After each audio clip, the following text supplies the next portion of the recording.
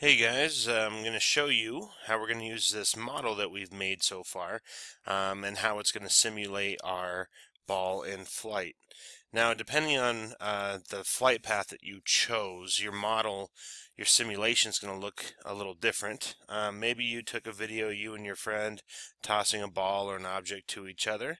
So your simulation needs to have a picture of both people and then show the path, a point moving as the ball as you tossed it, just like in the video, based off your model. If you threw a ball straight up in the air, maybe, right? We're going to have a simulation. We're going to take a picture from the video, and we're going to use a point to simulate the ball going straight up in the air and then back down, just like it did in the video. Or if you dropped a ball from a height, then your model is going to start at some height based off your picture where you dropped it, and then as your simulation will show the ball falling just like it did in the video. Okay, so whichever one you did, your model needs to simulate it just like it did in real life. Okay, so now the pictures that I have here are from a student last year who tossed the ball straight up in the air. So if you did that, you're in luck. That's what I'm going to show you in this video, how to simulate that. Okay, so there's two things that we're going to do. We're going to put a point that'll move along this path, this model, and we'll make it move based off time. And then we're also going to, since this student is throwing the ball up in the air, I'm going to take another piece of the picture here, and I'm just going to put it on the side, and then I'm going to simulate with the point as time is going on, the ball is going to move just like it did in the video. So the first thing that we need to do, and actually before you get going, remember that you can drag the top of a window and slide it if you wanted to, and have your Geogebra open along with the video playing. Then you can kind of watch, pause, and do what I'm asking you to do, and then just kind of go that way.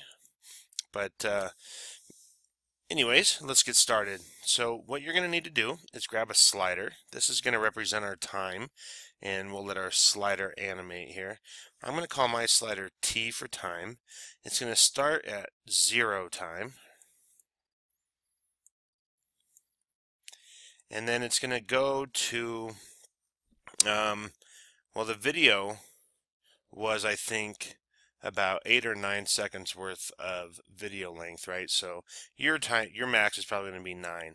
I'm looking at mine, and I think that I'm going to go to about 10. We'll call it 10 seconds. Okay, and then the increment, we'll just keep it at 0.1. Okay, that'll make the point move at a small increment, which will be good for our simulation. So hit apply. So here's our time slider. So we could right click this. You don't need to do this now, but we're going to right click this, and we're going to turn our animation on, and that's what's going to drive our simulation here.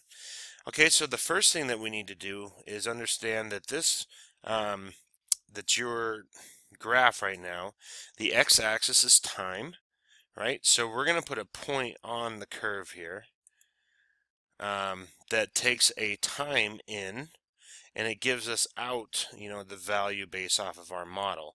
Now my model looks like this, quadratic right here, and notice it's a function. Yours needs to be a function too, because what we're going to do is we're going to put the t value, that's our slider, into our g function. Okay, so what that looks like, if you can see my input bar down here, I'm going to put a point. The x coordinate is going to be t for time, that's the slider value. Right now mine's at 1.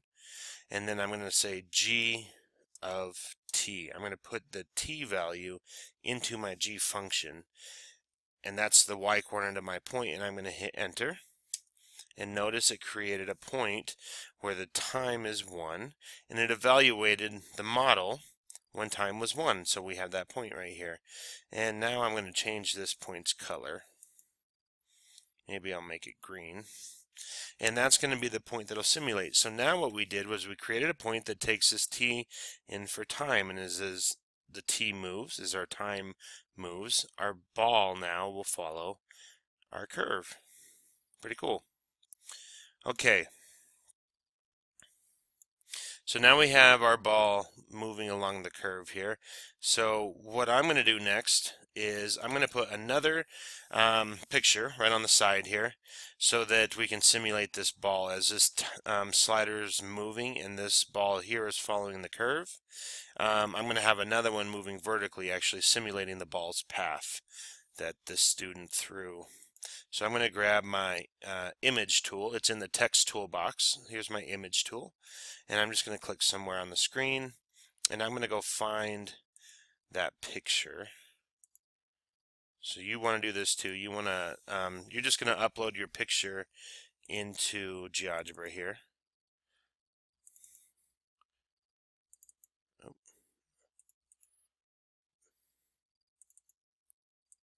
Gotta remember where I put mine.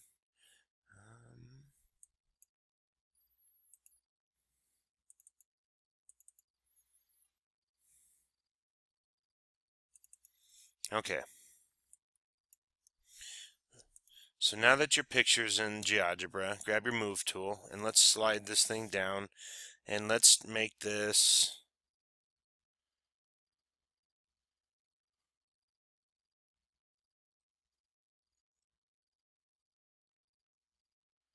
okay.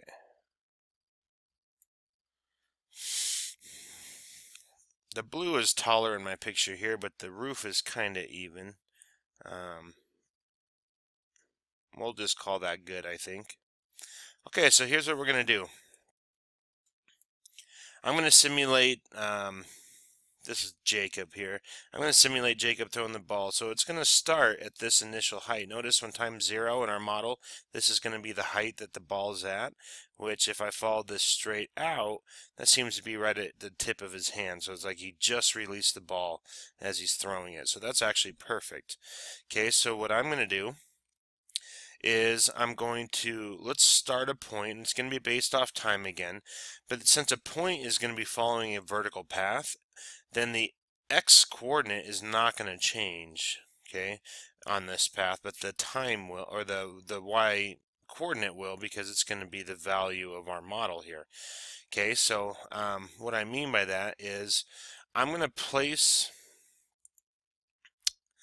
a point. Well, I'm just going to guess what this x coordinate is where I want the ball to start. And it looks like it's in between 11 and 12 and maybe 11.75, I'm going to say. So in my input bar, I'm going to input a point.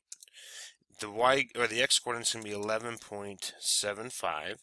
The y coordinate, though, is going to have that g of t value, right? So whatever output we get at time, that's going to be the position of our ball that's going to simulate this path here. And notice we're just going to have the x coordinate just stay still, okay? So it's going to stay at this 11.75, but the y is going to change based off our time. So I'm going to hit enter. And right now the ball is right here at 3.7 seconds. Okay, and I'm going to maybe change this color. And my simulation should be done. I'm going to move my slider around and notice, because these are both the outputs of our model, that's what we made the position at that certain time, we can see our ball follow our model beautifully, and then we can actually see the path of our ball too as our model simulates it going up and then going down. So when you right click your slider and turn animation on, you can see your ball moving. Pretty cool.